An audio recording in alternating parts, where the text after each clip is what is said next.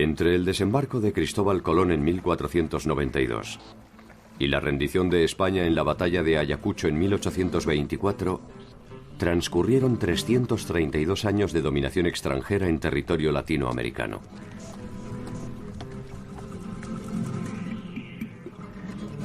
Ninguno de los monarcas españoles conoció nunca el territorio americano en ese lapso. Y la corte portuguesa solo lo haría en 1807 escapando de la invasión bonapartista. Durante esos 3 siglos se ensayaron los más variados, burocráticos, originales y absurdos sistemas de administración y control social. Tarde o temprano todos fracasaron y acabaron dando origen a la crisis del sistema.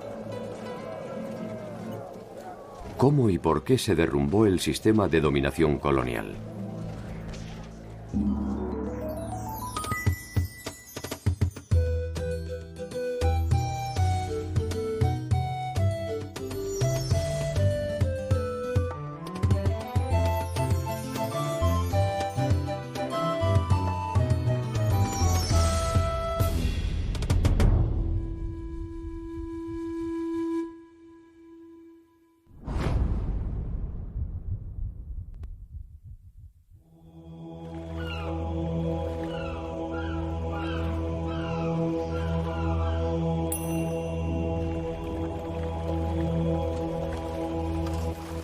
Como toda conquista, la irrupción de Europa en el actual territorio latinoamericano fue un proceso violento, ilegítimo e inmoral.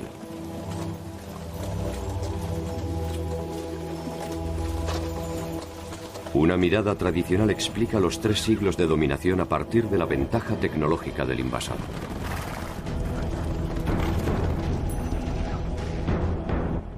Para muchos, se trató de un simple enfrentamiento entre la inocencia y la impiedad. Sin embargo, los comportamientos de las sociedades originarias y emergentes jugaron un papel decisivo en la colonización. Muchas veces para rechazarla y otras tantas para consolidarla. Un pensador mexicano muy importante del siglo XX, José Vasconcelos, escribió una vez que la conquista de México la hicieron los indígenas y la independencia la hicieron los españoles. Esa frase es claramente irónica, pero tiene mucho de verdadero, ¿no? Realmente, como hemos visto, el ejército que conquistó Mexico Tenochtitlan y que destruyó el poderío mexica fue un ejército mayoritariamente indígena.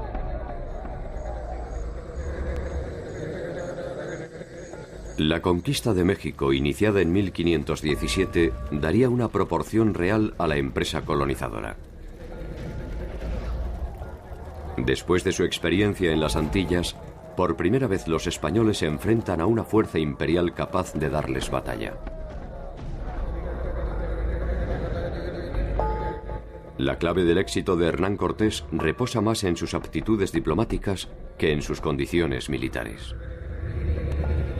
Cortés era un gran político, porque fue un hombre que supo identificar la posibilidad de las alianzas con los indígenas, que supo construir esas alianzas y que luego fue muy meticuloso en honrarlas y en mantenerlas a cualquier costo, porque sabía que esa era la clave para ganar el poder. Cuando los españoles se dan cuenta que venciendo a las cabezas de estos señoríos, toda la población se da por vencida sin prestar resistencia. Si han vencido a mis jefes o a los pueblos que han dominado a mi pueblo, quiere decir que yo no tengo ninguna posibilidad de resistencia. No hay que olvidar que en estos primeros años no debe haber habido en México más de 1,000 o 2,000 o inclusive 5,000 españoles cuando había pues quizá más de 10 millones de indígenas en el territorio. Era imposible que los españoles gobernaran directamente por la fuerza o por la política a los indígenas y sabían que los aliados eran fundamentales para ese gobierno.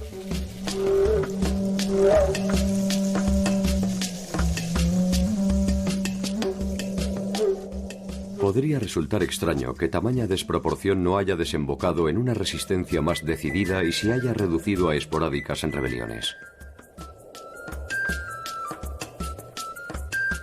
El régimen de tenencia de la tierra puede ser una de las razones de esta pasividad.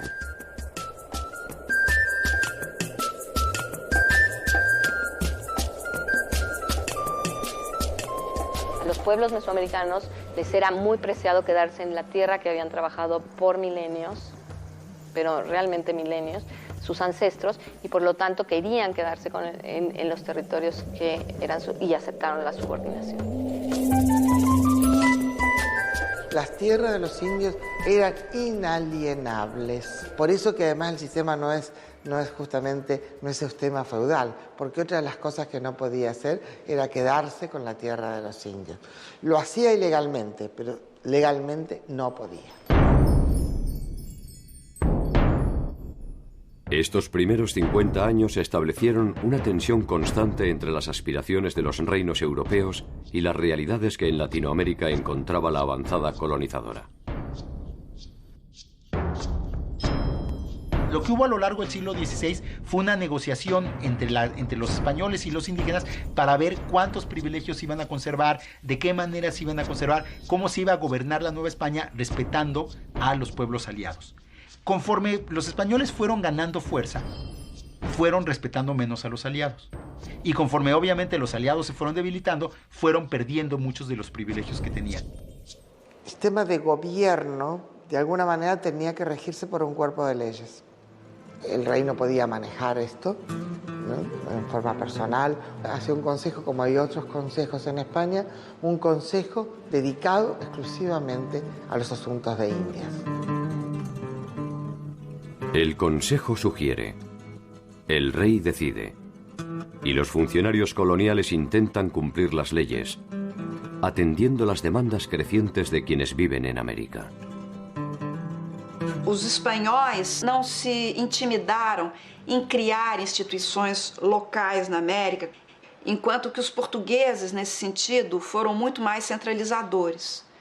Mas na medida em que eles criaram instituições locais na América Espanhola, eles possibilitaram que os criolhos, se formassem localmente, participassem de uma vida cortesã nas cortes vice-reinais, enquanto que os luso-americanos demoraram para desenvolver formas de sociabilidade de tipo europeu.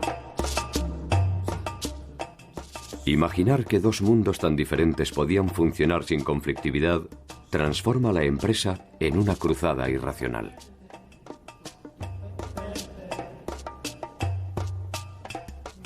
La corona de Castilla intentó aquí un desarrollo armónico que ni siquiera había logrado en su propio territorio. No hay que olvidarse que nosotros hablamos de España, pero que España no existía. España era un territorio en el que había muchos reinos, con sus propias jurisdicciones y sus fueros propios. Entonces lo que se va a aplicar acá en primer momento es la legislación de Castilla. La nutrida legislación que emanaba de España intentaba reglamentar la vida cotidiana, la convivencia entre dos culturas, las normas del comercio y el trabajo, y por si fuera poco, erradicar siglos de costumbres arraigadas. El problema de este Consejo de Indias es que la mayor parte de ellos nunca habían venido a América. Hubo algunos pocos casos de funcionarios que pasaron por América primero y luego fueron incorporados al Consejo de Indias. Esta gente nunca tenía una experiencia personal de cómo eran las Indias. A los problemas específicos de la colonia se suman los conflictos que se desarrollan entre las coronas europeas. El nuevo mapa del mundo se define en las Cortes. Y el Papa actúa como árbitro de las disputas, otorgando derechos a sus aliados, España y Portugal. O Brasil demora para ser ocupado. Os encontros pontuais, as expedições de reconhecimento da costa, mas a primeira tentativa mesmo de estabelecimento no Brasil mais efetiva, realizada pela coroa portuguesa, é 1549, quando se manda já um governador. Para entonces, España no solo había conquistado al Imperio azteca, sino que también había derrotado a los incas. Desde el oeste, una expedición comandada por Pizarro avanzaba hacia el Amazonas. La primera fundación de Buenos Aires ya había fracasado, y Asunción se consolidaba como la ciudad más importante al sur continental. Brasil, en tanto, mantenía una precaria soberanía apoyado en el esfuerzo de los colonos. Há uma descontinuidade incrível na dominação portuguesa. A ocupação ela é descontínua e ela é descontígua, ou seja, com exceção da região de Minas Gerais, onde há uma malha urbana mais considerável, há um território imenso e parcamente ocupado. La expansión de las grandes potencias europeas en la búsqueda de nuevos mercados se alimentaba con cada civilización encontrada.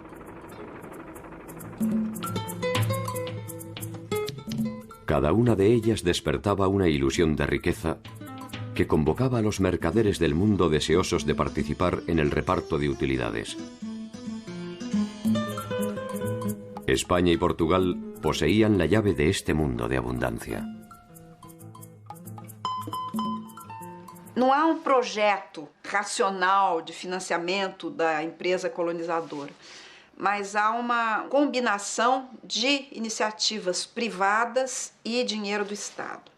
El descubrimiento de América se realiza por el financiamiento de muchas personas en Europa. En realidad, con el descubrimiento de América hemos financiado el renacimiento europeo y tal vez España ha sido el país menos beneficiario. Han sido más los ingleses, los holandeses, los belgas, los alemanes, los italianos. La exploración y la conquista del actual territorio del Brasil ofrecía muchas dificultades. Y hasta el momento no se había encontrado ningún reino que se acercara siquiera a la magnitud de los hallazgos españoles. Ese desinterés no tardó en ser interpretado como una invitación. Francia, Holanda e Inglaterra decidieron que era el momento de arrebatar las llaves del paraíso. O Brasil foi ocupado pelos franceses entre 1555 e 1560 no Rio de Janeiro. São os franceses que fundam o Rio de Janeiro, praticamente, né? Os holandeses ocupam Pernambuco e há uma administração holandesa em Pernambuco durante quase 2 décadas. Portugal encontrará finalmente la manera de obtener rentabilidad de la aparente pobreza de la región mediante la producción agrícola. A partir do final do século XVI, a grande produção agrícola na América Portuguesa é a açucareira.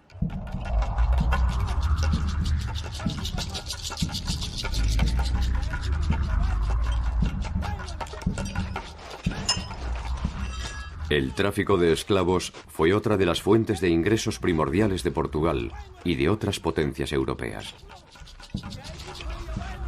En 1518 se recibe el primer envío de esclavos africanos hacia América y el comercio no se detendrá hasta 1873, cuando el último de los cargamentos documentados llega al sur de la isla de Cuba.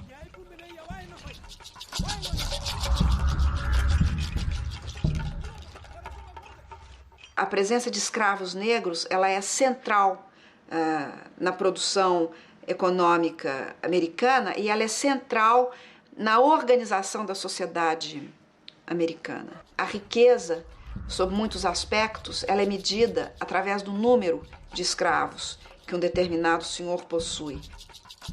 Havia um continente que surgia como fadado a ser escravizado, como é o caso da África. Por isso que hoje se diz muito que a humanidade tem uma dívida impagável, praticamente, com o continente africano.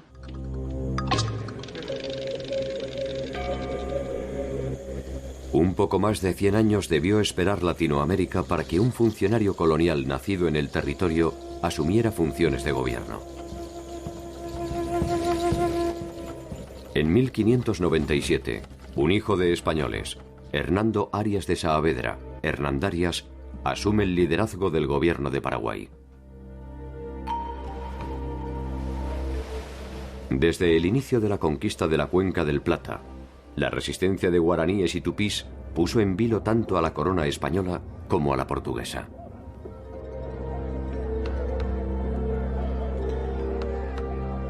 Paraguay era un país pobre en el sentido de que no tenía oro ni plata.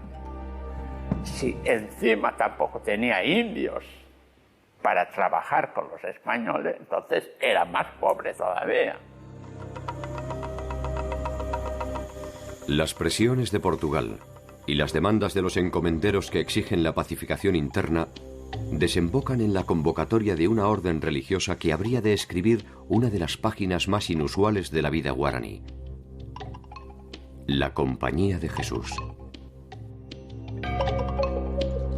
La Compañía de Jesús fue una organización piramidal que obedeció directamente al Papa al margen de las coronas. Era una compañía internacional y llega a América traída por una inquietud de Hernando Arias de Saavedra, gobernador del Paraguay. Los jesuitas realizan su trabajo misional en Paraguay, Bolivia, Brasil, Argentina y Uruguay, congregando a los guaraníes en incipientes pueblos apoyados en la caótica legislación colonial. El hacer reducciones, las llamadas reducciones, los pueblos reducciones, esto tampoco es original de los jesuitas, esto está en la legislación española, de que se congregue a los indios para que no anden desparramados y así puedan ser más humanos y cristianos. Se trataba de pueblos de indios manejados por no indios. Cada reducción tenía entre 1.000 y 7.000 personas y cada una de ellas estaba manejada por 2 religiosos.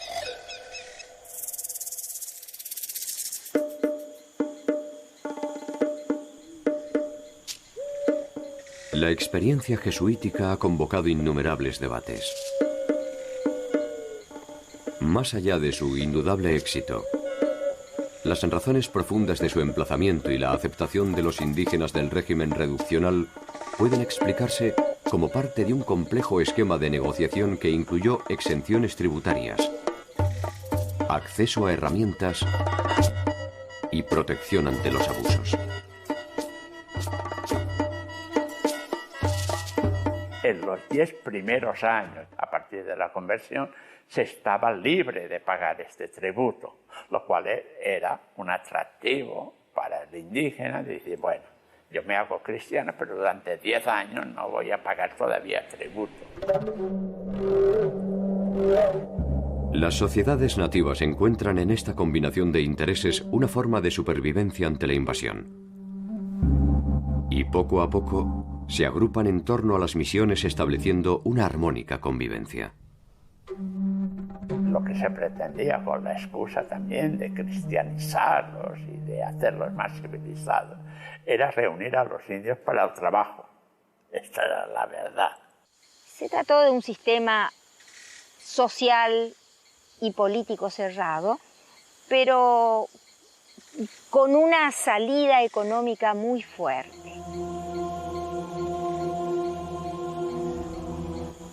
Las misiones crecieron exponencialmente, y lo que en apariencia era una solución para el problema de la mano de obra nativa, derivó en un enfrentamiento con los encomenderos españoles. Los encomenderos en un primer momento pensaban que al final estos indios iban a caer en sus manos y se dieron muy pronto cuenta de que no. Y no solamente no caían en sus manos, sino que llegaron a formar lo que a veces se ha llamado una república autónoma. Pero eran verdaderas ciudades totalmente planificadas, a diferencia de las hispanas, que eran caseríos sin planificación, en el momento justamente de la expulsión, en Santana habían 4.800 personas, en Loreto 7.000, en San Ignacio 6.800, Asunción, que era otra gran ciudad hispana, 2.000. Y en Buenos Aires, la más grande de las ciudades hispanas, 5.000. Con los jesuitas de esta época, con las reducciones que ellos empiezan, basados en la legislación española, basados en que también es un método para la misión, pero llevando el derecho a un nivel de radicalidad a lo cual los españoles no estaban acostumbrados, entonces hacen reducciones de indios para que puedan vivir por sus propios medios. Y con eso demostraron que estas sociedades indígenas tuvieron un grado de desarrollo,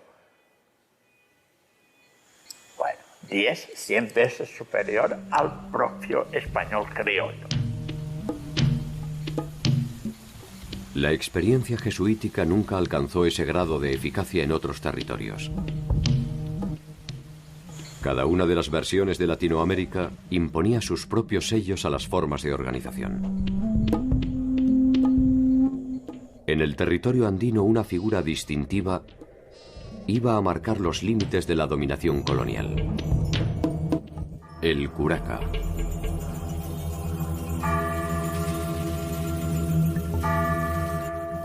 En 1548, en las cercanías del lago Titicaca, se funda la ciudad de La Paz.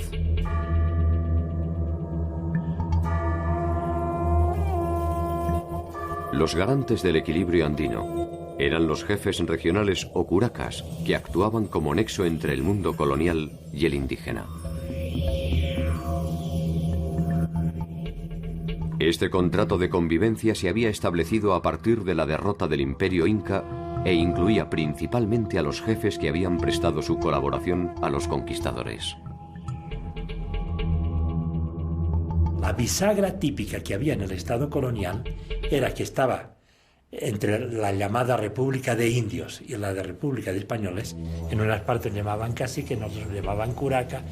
Estos eran los que tienen autoridad fuerte dentro del pueblo originario, y estos eran un puente, efectivamente, entre los dos. Los curacas se encargaban de cobrar los tributos, de recolectar la gente para ir a la mita, y a cambio de eso recibían un 5% de los tributos. Ellos no pagaban tributo, tenían derecho a la educación en la escuela de caciques, porque a los curacas se los denominó erróneamente caciques, trayendo la palabra desde el Caribe. Por ejemplo, en los testamentos se ve que tienen casas, haciendas, pequeñas haciendas, cuadros, muchas pinturas, es increíble la cantidad de pinturas, a veces hasta libros, mulas. Muchos manejaban el transporte de las mulas.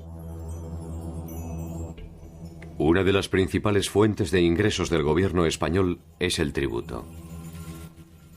Cada uno de los miembros de la comunidad debía pagar al rey una suma de dinero anual. El tributo se fija en pesos, es decir, el indígena tiene que ir a vender su producción en el mercado, eso significa que va a ingresar al sistema mercantil, vende su producción en el mercado y con lo que gana ese mercado tiene que pagar el tributo. Se pagaba 2 veces al año, en San Juan, en junio, y en Navidad. La elección de las fechas no resulta casual. Las fiestas y celebraciones eran una institución de vital importancia en las relaciones de intercambio andinas.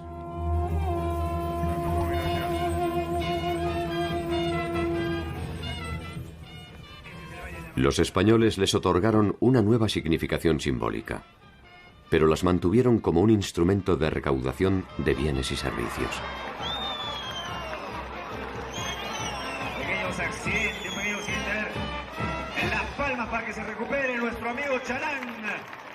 Siempre en estas fiestas era un momento en que también nombraban a los que tenían que ir a la mita de Potosí. Es decir, que llegaba allá y empezaba, recogía los tributos, y además de recoger los tributos, sabía quiénes tenían que ser los mitayos, los que tenían mita, es decir, que tenían turno para ir a Potosí. En la mitad era ya una práctica de trabajo forzado, de trabajo obligatorio, ya en el Imperio Incaico. Cuando los españoles llegaron, lo que han hecho es perfeccionar esta forma de trabajo. Los mitayos, en algún caso, tenían que recorrer hasta 600 kilómetros para llegar a Potosí. Venían cargados con toda su familia, con ropa y con todo su alimento para un año, porque con los 2 reales que recibían de la corona no podían subsistir.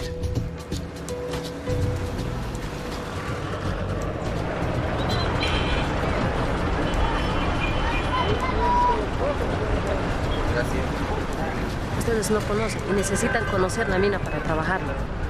Es que me gustaría que entren un hito por lo menos para conocerlo. No es como imaginan.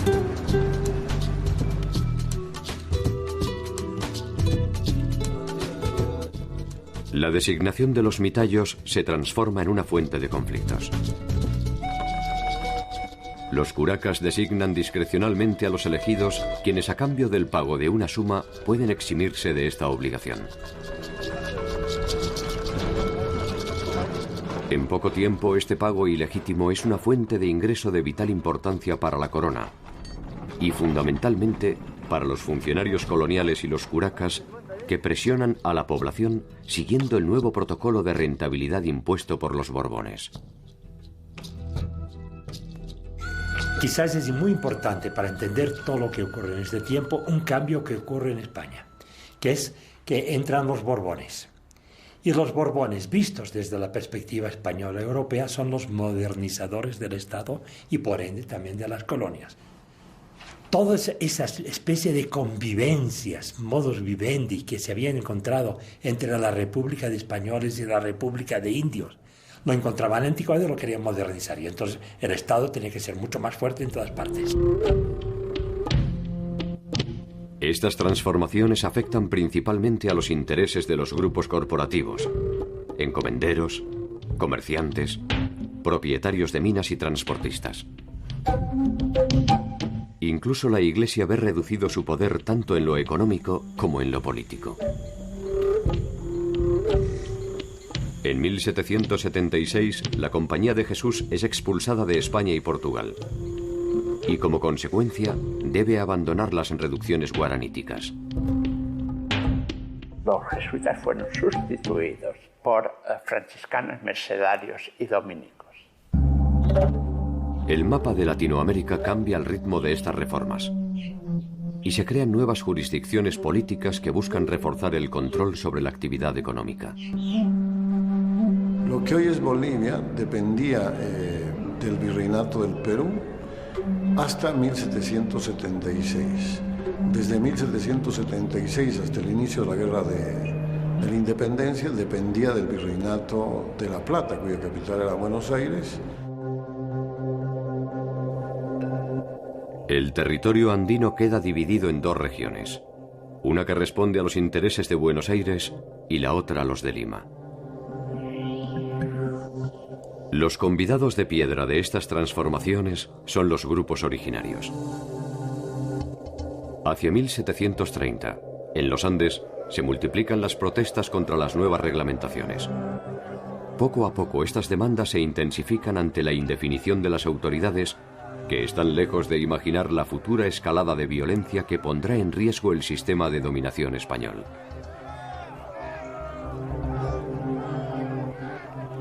Los curacas, que fueron aliados de los españoles durante la conquista, y naturalmente sus herederos, gobernaron las comunidades andinas por algo más de 200 años. El doble de lo que había durado el Imperio Inca. El nombramiento de nuevos curacas, impulsado por los Borbones, los desplaza del centro del poder y compromete sus privilegios. Los españoles borbónicos empezaban a poner su gente, a olvidar a estos que era como, digamos, la nobleza que servía de puente entre los dos. Y empezaban a poner su gente como las principales autoridades.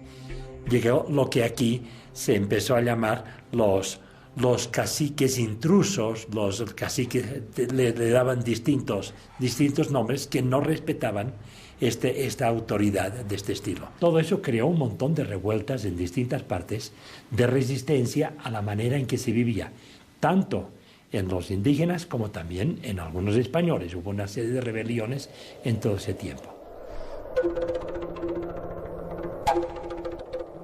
Estos nuevos curacas carecían de legitimidad histórica y geográfica y eran elegidos por los españoles según su propia conveniencia.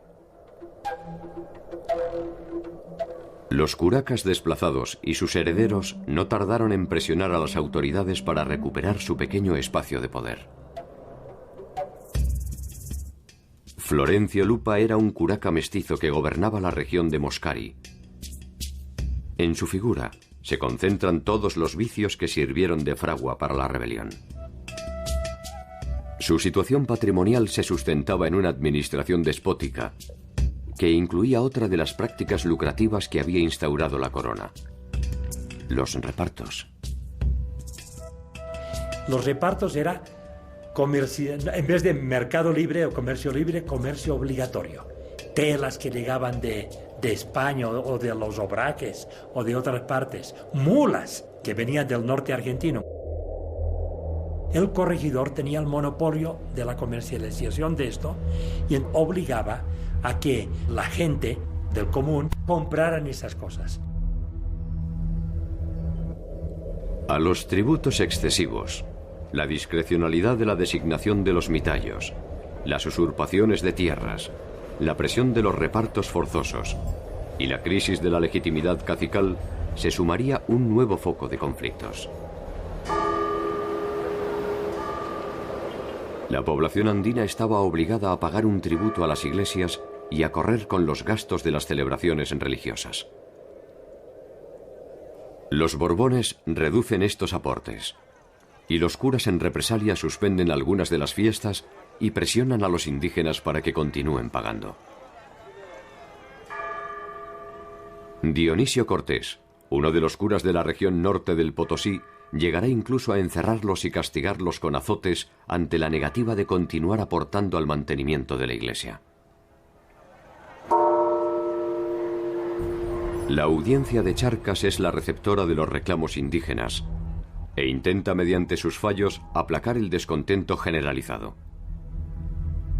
Algunos curacas históricos son restituidos a sus puestos, contrariando incluso las disposiciones de los corregidores.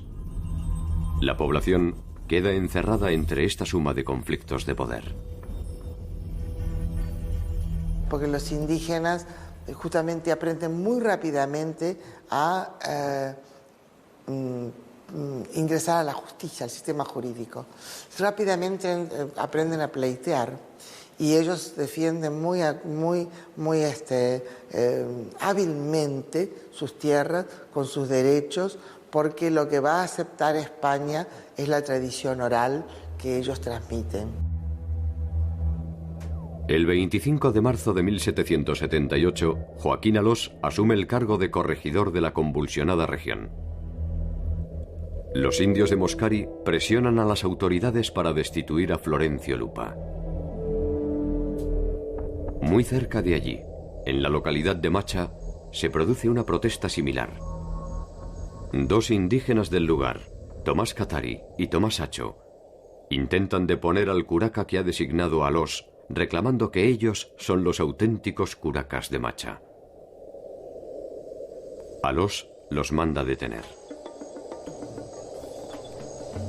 Lejos de amedrentarse, en cuanto recuperan su libertad, inician su más ambiciosa travesía. Se fueron caminando hasta Buenos Aires a reclamar en el virreinato que ellos eran los legítimos curacas de esta región. 3000 kilómetros los separaban de la capital virreinal. Tomás Catari era un indio modesto, analfabeto, y su condición de heredero legítimo por vía del linaje era al menos cuestionable.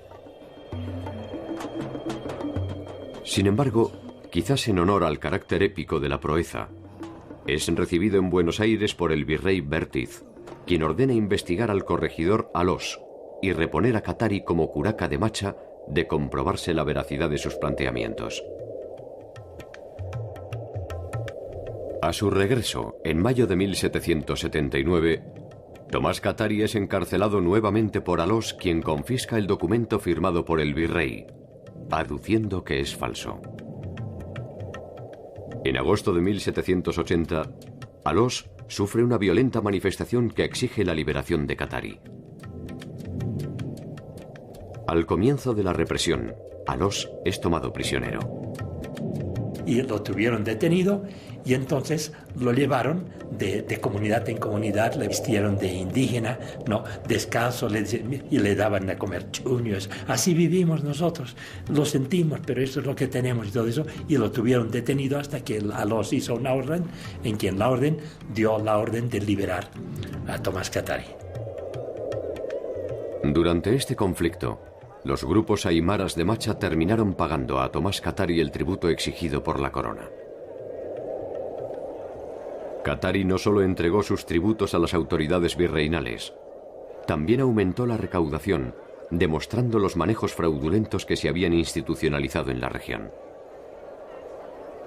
Sin embargo, la detención del corregidor Alós era un abierto desafío al orden colonial, que difícilmente pudiera ser tolerado. El 5 de septiembre de 1780 hay incertidumbre y preocupación en la ciudad de La Paz. Los rumores hablan de un inminente ataque de los indígenas. La conmoción tiene sus razones en las puertas de la ciudad más representativa del poder español. Sobre una cruz se exhibe la cabeza del curaca más representativo de la corrupción local, Florencio Lupa, quien ha sido ejecutado por los rebeldes.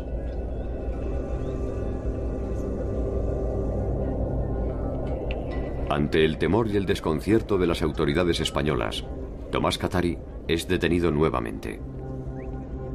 Y fue entonces que, por influencia de unos españoles que trabajaban en minas de allá, agarraron a Tomás Katari y, llevándolo a Sucre, en unos barrancos que hay allá que se llaman Chataquilla, allá lo despeñaron.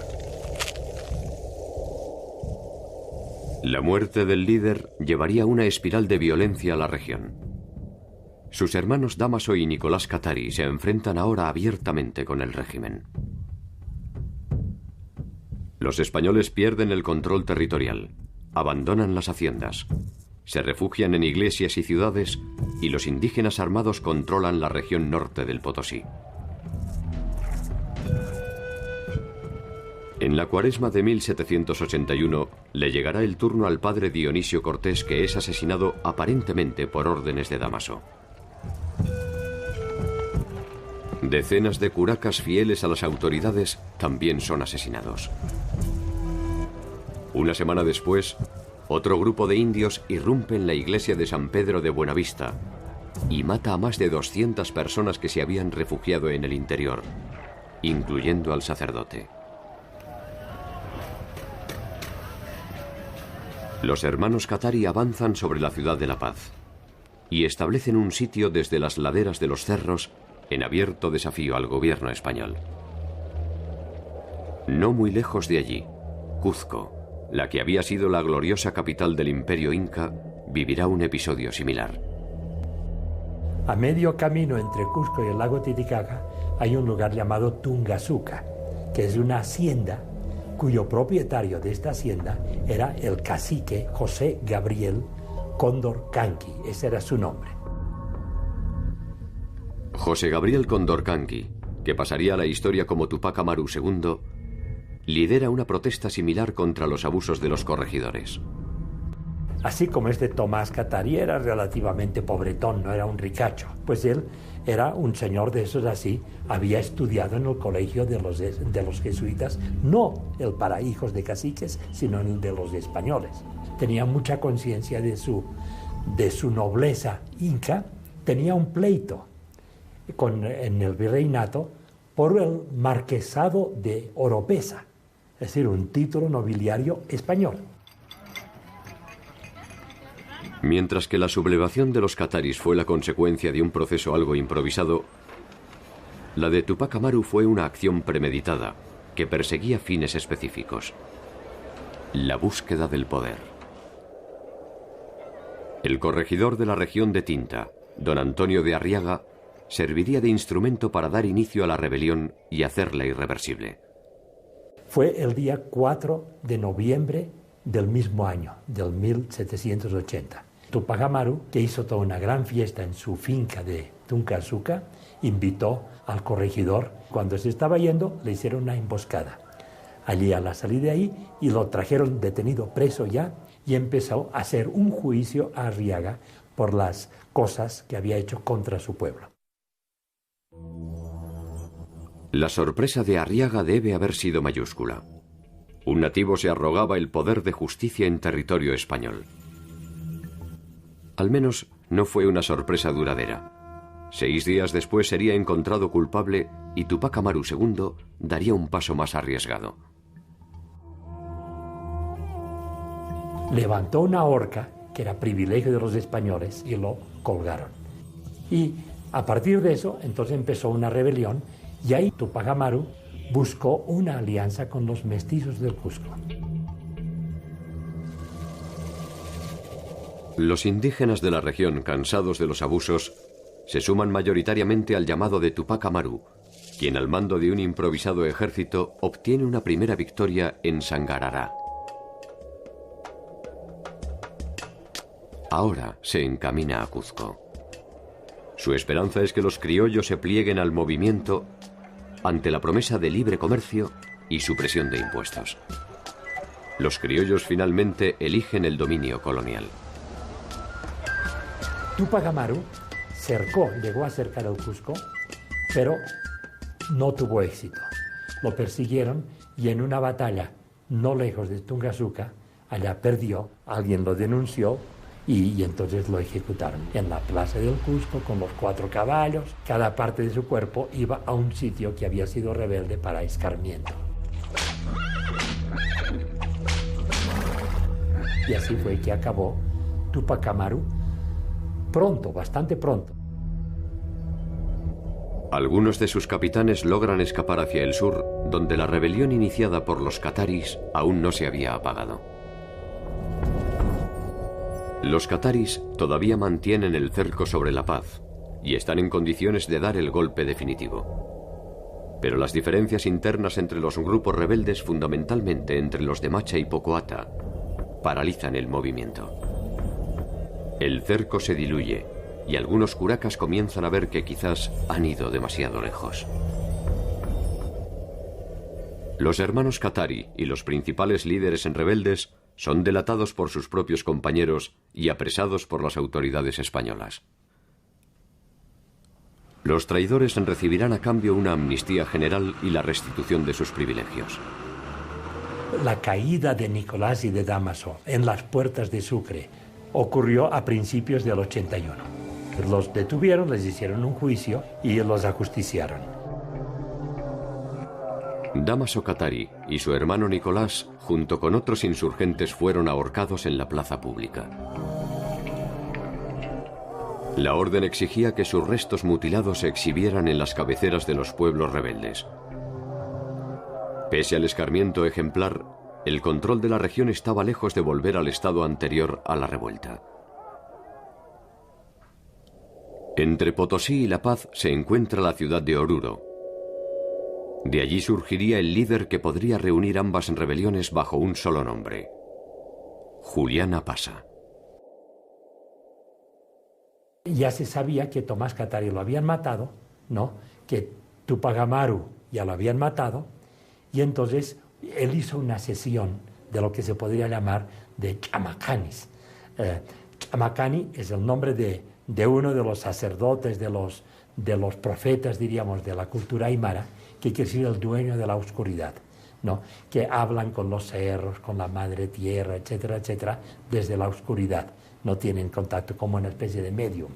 Entonces, en una sesión, en un cuartito, no se sabe dónde, él estaba ya acurrucado, tapado con un poncho, y de repente empezó a hablar, y le empezaron a preguntar: ¿y quién eres? Y de repente dijo: soy Tomás Tupac Katari.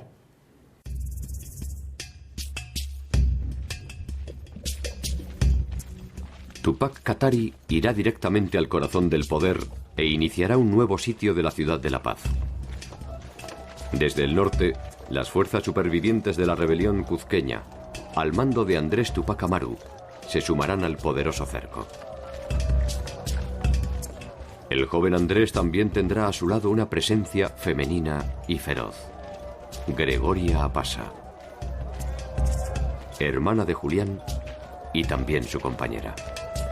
Es interesante que aquí en La Paz se dio la fusión, incluso en términos bélicos, de los dos frentes. El que venía desde abajo, desde el sur, y el que llegaba de los que estaban resistiendo como Amarus desde la parte del Cusco. Por un lado el Tupac Katari y por el otro el Tupac Amaru. El Andrés por un lado y el Julián Apasa por el otro. El uno con la Bartolina, el otro con la Gregoria. Y efectivamente fue duro este cerco para la gente, muy duro. Dice que incluso llegaban que ya tenían que comer las correas de sus zapatos. 6 meses duró el cerco que mantenían cerca de 12.000 indígenas y que tuvo inmovilizada la ciudad. Muchos de sus habitantes murieron de hambre y enfermedades. Durante ese tiempo, los aymaras gobernaron la región a su antojo. Sin embargo, no pudieron o no quisieron dar el golpe decisivo a la ciudad. Fuerzas españolas fuertemente pertrechadas llegaron finalmente a la zona y los indios fueron dispersados. Tupac Katari logró escapar a la espera de una nueva oportunidad de recomenzar la rebelión. Hubo un traidor, Incalipes se llamaba, y dijo a los que venían a buscarlo a dónde se había ocultado y llegaron allá y lo agarraron. Y empezó el juicio de todos ellos. Efectivamente, la solución final fue que también los condenaron a la misma pena de ser descuartizados por 4 caballos, como habían hecho antes con Tupac Amaru. Tomás Katari, Nicolás Katari, Damaso Katari, José Gabriel Condorcanqui, Micaela Bastidas, Julián Apasa, Bartolina Sisa y Gregoria Apasa son los nombres llanos de quienes pusieron en vilo al poder colonial. Sus motivaciones iniciales fueron diferentes y sus finales apenas se diferenciaron con el grado de crueldad con el que fueron ajusticiados.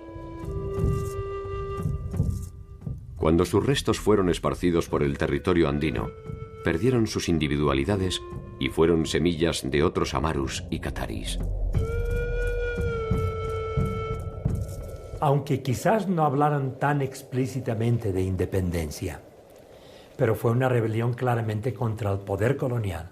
Si querían llegar hasta quitar los españoles, ahí hay dudas, pero fue donde los criollos, que también podían estar descontentos, vieron que la posibilidad de romper con la corona era posible.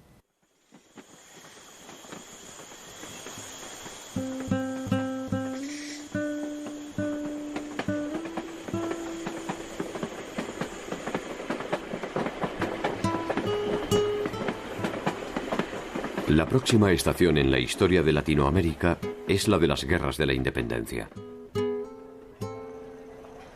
Allí se detendrá el viaje de la conquista europea y se iniciará una nueva y no menos conflictiva instancia política.